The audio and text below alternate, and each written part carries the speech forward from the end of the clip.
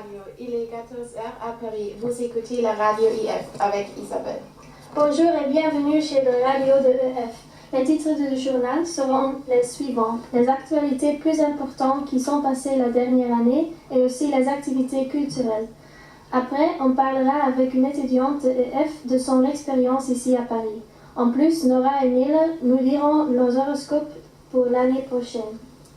Et finalement, Isabeau avec la météo. Cherchez-vous encore un cadeau pour Noël? Alors j'ai une proposition géniale pour vous. Une activité pour tout le monde, pour tous les âges. Disneyland Paris. Réveillez votre impératrice et commencez à rêver.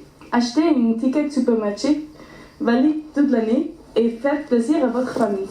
Avec des attractions pour les plus petits mais aussi pour les plus grands, un show fantastique est garanti.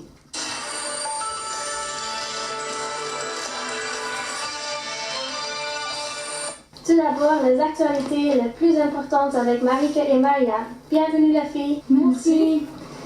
Salut, c'est bon, merci beaucoup.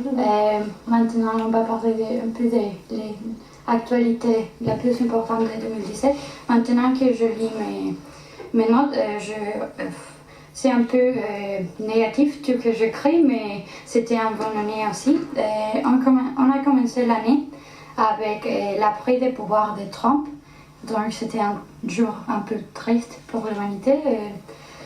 Cela nous a laissé dans une situation un peu d'incertitude et de peur. Mais quand même, c'était pas si terrible comme on croyait premièrement. Et en parlant des choses que nous ne croyons pas qui être transférées, le 1er juin, les États-Unis ont annoncé sa sortie des accords de Paris, qui parlaient des mesures que les pays prendront pour reverser les effets du réchauffement mondial. Et aussi les mesures pour prévenir le réchauffement global. Et cette annonce était plus choquante parce que 2017 c'était encore une des années les plus chaudes de 2017.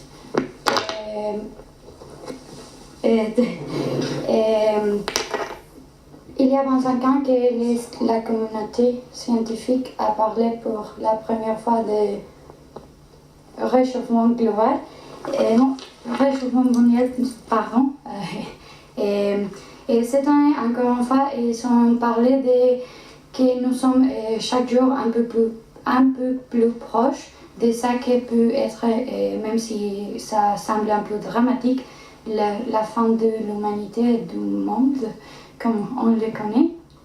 Et si on retourne sur 2017, ça semble un peu comme si le monde nous a dit toute l'année que ça va pas.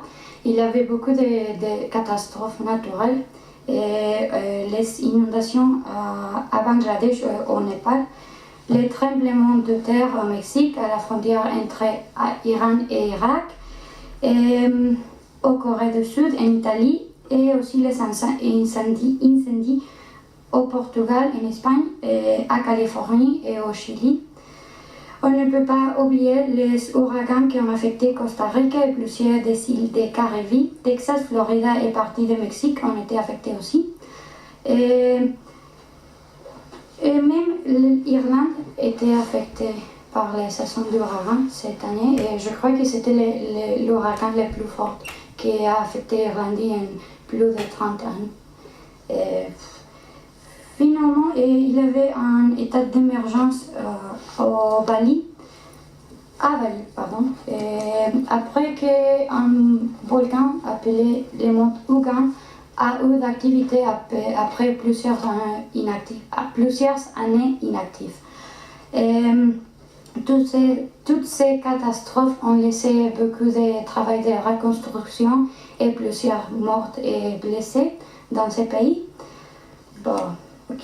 Et dans un contexte un peu pas si international, cette année la France a pleuré la mort d'une femme très importante, Simone Veil.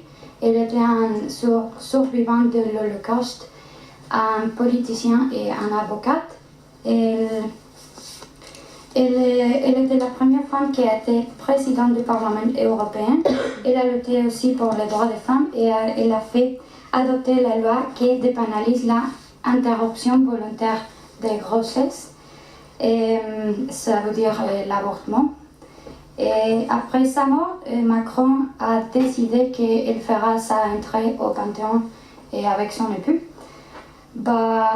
Nous sommes presque finis. Le harcèlement sexuel était aussi un thème très polémique et beaucoup discuté cette année. Et personne n'était à l'abri des accusations, même les politiciens que les acteurs ou les comédiens. On était les protagonistes des accusations.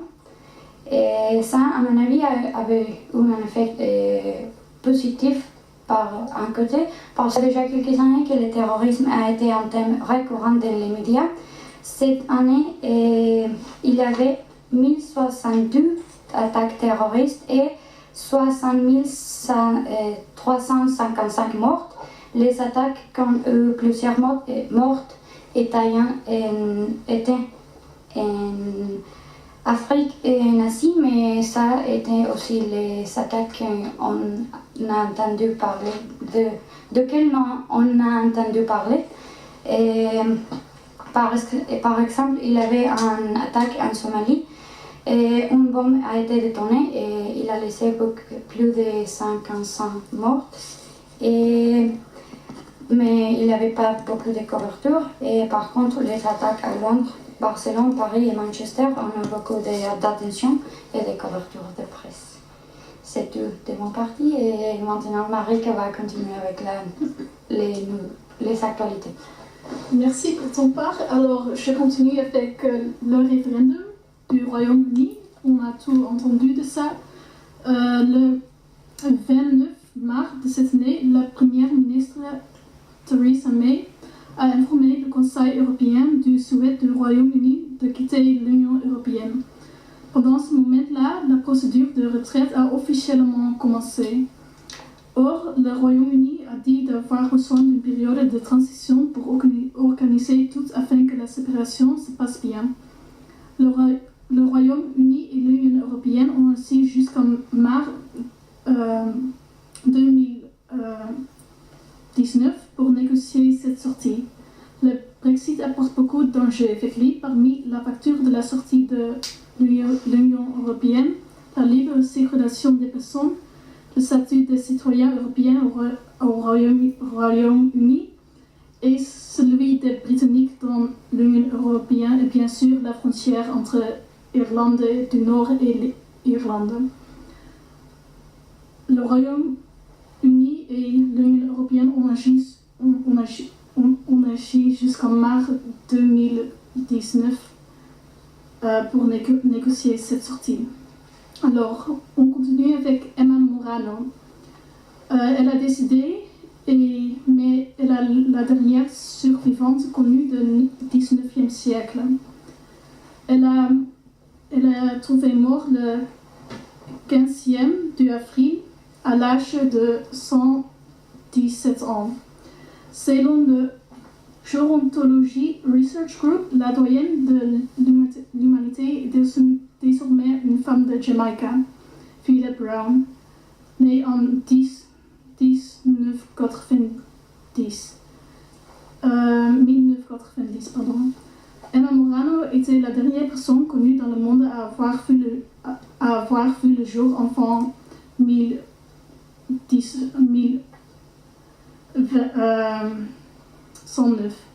900. De son vivant, Emma Morano a vu défiler 11 papes, 3 rois d'Italie et 12 présidents de la République. Elle est restée autonome jusqu'à ses 115 ans et selon certains gens, sa longue vie est grâce à son improbable régime. Elle a mangé 3 œufs par jour pendant près d'un siècle. Et bien sûr, la France, Emmanuel Macron est devenu dimanche 7 mai le 25e 5e président de la République française en battant Marine Le Pen dans le second tour des élections présidentielles. Macron a fait obtenir 66% des votes. Macron a dit que pendant son temps d'avoir le pouvoir, il se concentrera sur 6 chantiers. Éducation et culture, société du travail, modernisation de l'économie, renforcer la sécurité de la nation, renouveau, démocratie et relations internationales. Et maintenant, on continue avec l'Espagne. Le 1er octobre, milliers de Catalans sont allés au bureau de vote pour participer à un référendum sur l'indépendance de Catalogne, qui était organisé malgré l'interdiction de la Cour constitutionnelle. La police a tenté d'empêcher la tenue du scrutin dans une certaine de bureaux. Pendant ces actions de police, en essayant de prévenir le scrutin, au moins 91 personnes sont devenues blessées. Le gouvernement séparatiste affirme que le oui à l'indépendance